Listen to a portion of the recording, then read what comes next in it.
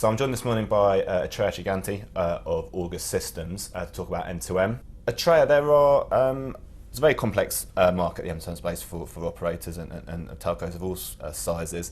What do you think are the major obstacles at the moment that they need to overcome in order to be successful?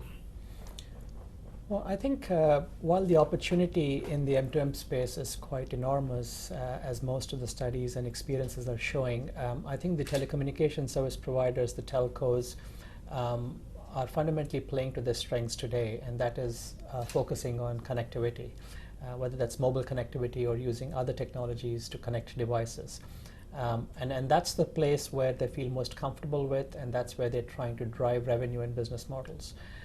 But I think there is also a need for the CSPs and the MNOs of the world to look significantly beyond connectivity and look at some of the verticalizations that are happening in the industry and figure a way out to make money out of more value-added services. And I think that's the first and perhaps the most fundamental challenge that we see. Well, absolutely. Monetizing these services is really the key point and the most important one.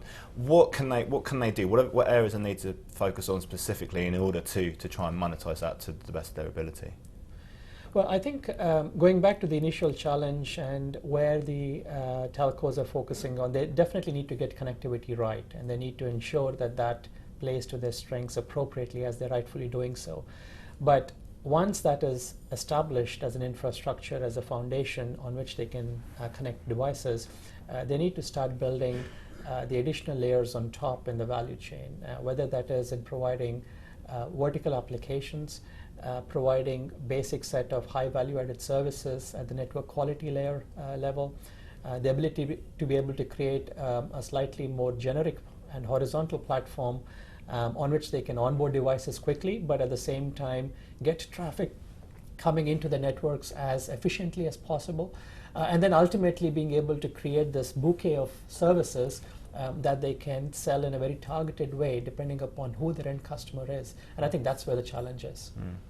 So obviously there's many kind of different vertical markets that they could focus on, for example. Are there any that particularly stand out for you from an operator point of view?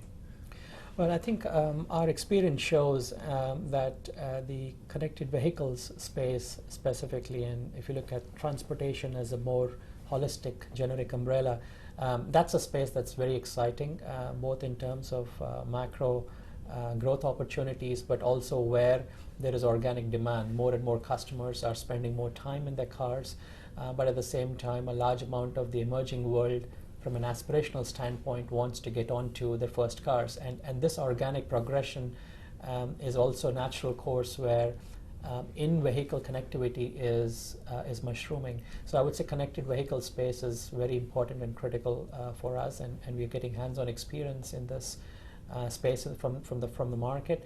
The other aspect really is one around energy, and here we talk about things such as smart energy management, including the smart grid connectivity aspects, and that's a hugely fascinating space, but also a highly fast-growing space, which we are quite excited about within the M2M arena. So specifically, what can a third party such as Orga Systems offer to the telco community? So Orga Systems is quite heavily rooted in the real-time mobility space, and our fundamental strength and value proposition is around providing innovative pricing and charging and billing capabilities in the M2M space. What we really do for the automotive industry is to be able to enable their entire business support system platform, all the way from customer experience to monetizing the value-added services that the automotive companies can sell directly to the car drivers and the car consumers.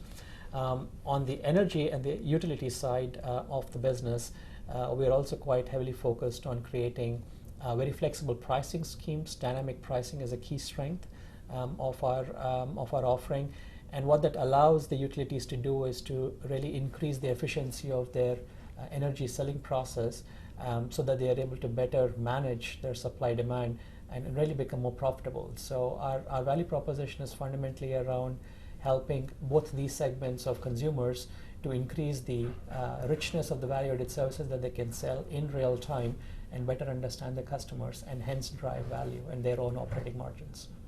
Atreya, thank you very much. Thank you very much.